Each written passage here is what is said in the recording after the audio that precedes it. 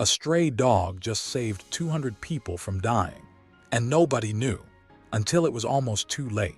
The pilot was seconds from landing. 200 passengers, tired, distracted, trusting the system. Everything looked normal. Too normal. The runway was clear. The weather was stable. The tower had already cleared the landing. Nothing suggested danger. Then someone in the tower froze. Not because of another plane, not because of a warning light, but because of something small, something that shouldn't have been there. A dog, a thin, dirty, stray dog, sitting right in the middle of the runway. Didn't move, didn't bark, just watched. At first, the controllers thought it was a mistake, a camera glitch, a shadow, something the jet blast would scare away. They zoomed in. The image sharpened, and the dog was still there, staring. The tower scrambled. Security was called. Vehicles screamed forward, sirens wailing. Men jumped out, waving their arms, shouting. Any normal animal would have run. Any normal animal would have bolted. This one didn't flinch. The engines of the plane roared louder. The aircraft dropped lower. The ground began to vibrate. Still, the dog stayed. One of the guards slowed down. Something felt wrong. The dog wasn't staring at the plane. He wasn't afraid of the noise. He wasn't confused. He was focused on the ground. The men thought the silence meant fear. They were wrong. The silence wasn't fear.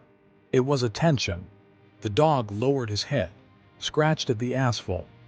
Once, twice, again. Not randomly, not playfully, deliberately. The tower watched in confusion. Why there? Why that exact spot? The pilot's voice came through the radio. Calm, professional, unaware. Continuing approach. That's when the tower supervisor whispered, barely audible. No. If you're still watching right now, pay attention. Because what happened next is the reason this landing never happened. The guard raised his rifle. Not to fire, just to scare the dog away. They thought they were seconds from solving the problem. They didn't know they were seconds from disaster. The ground trembled again, stronger this time, and the dog stopped digging. He sat back down, exactly where he was, as if leaving wasn't an option. The tower screens shook slightly, not from the cameras, from the vibration. The aircraft was almost there. Landing gear down. Flaps locked. Too low to hesitate. Too fast to stop easily. The supervisor stared at the runway feed, then at the ground sensors, then back at the dog. Something wasn't adding up. The asphalt looked normal, but it didn't sound normal. A deep rumble.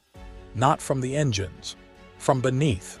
The dog felt it first, before anyone else. He leaned forward, pressed his paws into the ground, as if testing it. The men watching felt a chill. This dog wasn't reacting to the plane. He was reacting to the runway. A controller whispered, "Abort." Another voice answered, "If we abort too late." Silence. The kind that lasts too long. The pilot checked altitude, checked speed, waiting for final clearance. Seconds were bleeding away. The dog stood up. Just for a moment. The guards tensed, thinking this was it. Thinking he'd finally run. He didn't. Instead, he moved 2 steps. Only 2. Then sat down again. Right on the same spot. They thought they still had control. They didn't know control was already gone. The ground trembled harder. A hairline crack appeared. So small no one noticed it. Except the dog. He froze. Ears up, body stiff. That's when the supervisor broke protocol. Abort landing. No response. The plane was too close. He grabbed the mic. Voice shaking now. Pull up. The engine screamed. The aircraft surged forward. Passengers felt it. That sudden weight, that unnatural climb. Some thought it was turbulence. Some prayed. Some closed their eyes. The runway rushed past beneath the plane. Missed by seconds. The dog didn't move. And this is where everything changes. Because the danger wasn't the dog. It was what the dog was sitting on. The plane climbed away. Engines howling. Runway disappearing beneath it. Only then did the tower breathe again. Security rushed to the spot, the exact place where the dog had been sitting. The asphalt looked fine from a distance. Too fine. Up close it felt wrong. One guard tapped it with his boot. Hollow, not solid, not safe. Another guard knelt down, pressed his hand to the ground. Warm, too warm. The dog watched them, silent still. An engineer was called. Then another. They brought sensors, cameras, drilling tools. The first drill went in easily. Too easily. The bit dropped suddenly. Gone. The men froze. Water began to seep up. Dark, slow. That's when they understood. The dog wasn't blocking the plane. He was saving it. The ground beneath the runway had been eroding for months. Water leaking. Soil dissolving. A void growing. Invisible, patient. The runway wasn't strong anymore. It was thin, fragile, lying. A sinkhole, forming directly under the landing zone. The crack they missed had already spread. If you look closely, you can see it now. In the footage, a faint line, right where the dog sat. The dog hadn't been digging randomly. He felt the heat, smelled the moisture, sensed the vibration. Instinct, not intelligence. Animals don't need reports. They don't need instruments. They feel the truth. They thought they had stopped an animal. They didn't know an animal had stopped them. The runway was shut down immediately. Flights canceled. Passengers confused. No one was told the real reason, at least not at first.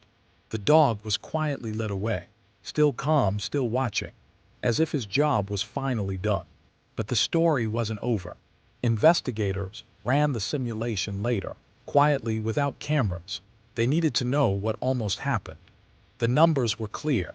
Uncomfortable. If the plane had touched down, the landing gear would have hit first. 80 tons, concentrated. The weakened asphalt would have cracked instantly. The sinkhole would have collapsed. Not slowly. Violently. One wheel would have dropped. The aircraft would have twisted. Engines would have struck the ground. Fuel would have ignited. At that speed, there would have been no correction. No recovery. Just fire, metal, and chaos. 200 lives. 200 families. Gone in the time it takes to blink. The report was sealed. Quietly, officially. It was labeled a runway anomaly. Nothing more. But the pilot of Flight 402 didn't accept that. He asked for the footage. All of it. He watched the runway, frame by frame. He saw the dog sitting still. He saw the moment the asphalt flexed, cracked, collapsed. He realized something. That dog didn't wander onto danger. He chose it. After the investigation ended. After the cameras left. The pilot came back. He found the dog. Still near the airport. Still calm, still watching the ground. This time the dog didn't resist. He followed. The dog wasn't left behind. He wasn't a stray anymore. The pilot adopted him and gave him a name. Radar. Today, radar still watches. Not as a stray, but as a reminder that sometimes the most advanced warning system in the world isn't a computer, isn't a sensor, isn't a tower. It's a heartbeat, and a good boy who refused to move. If you think radar deserves recognition, say his name in the comments. And if you believe instincts matter more than we think, stay alert. The warning usually comes before the disaster.